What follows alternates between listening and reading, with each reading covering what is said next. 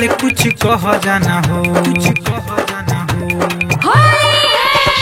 लगे लुका माल दिल भइल बा बेहाल कुछ कह जाना हो, कह जाना हो। हवे शर्मा जी के गोरी पिचकारी धीरे धीरे सह जाना हो, हवे शर्मा जी के गोरी पिचकारी धीरे धीरे सह जाना हो।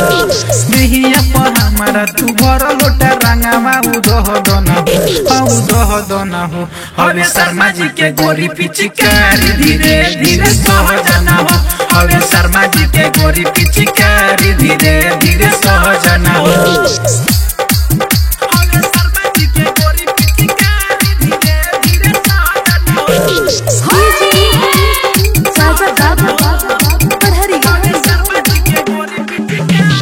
एक बेर के डालाई में लिखो 5 काठा, कह तो हम दे दी अभी बैना बाटा।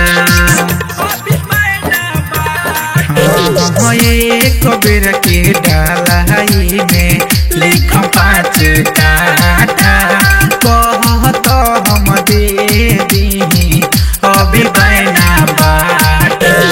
धीरे धीरे धीरे धीरे भीतरी ले जाई उनह जाना हो, धीरे धीरे धीरे धीरे भीतरी ले जाई उनह जाना हो, उनह जाना हो। हवे शर्मा जी के गोरी पिचकारी धीरे धीरे सह जाना हो, हवे शर्मा जी के गोरी पिचकारी धीरे धीरे सह जाना हो।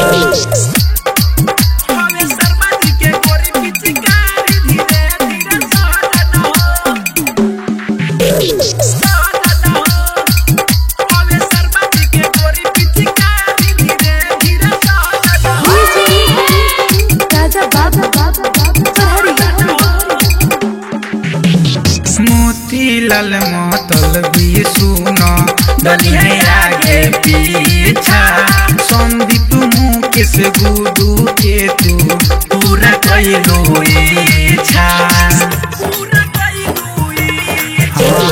मोतीलाल मतलबी सुनो दलिया आगे पीछा, संदीप मुकेश गुडू के तू पूरा कइलो इच्छा।